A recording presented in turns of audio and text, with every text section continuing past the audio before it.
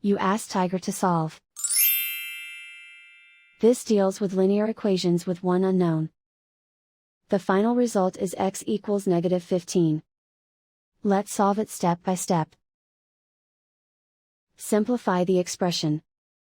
Multiply the coefficients. Combine like terms. Isolate the x. Divide both sides by -0.4. Cancel out the negatives. Simplify the arithmetic.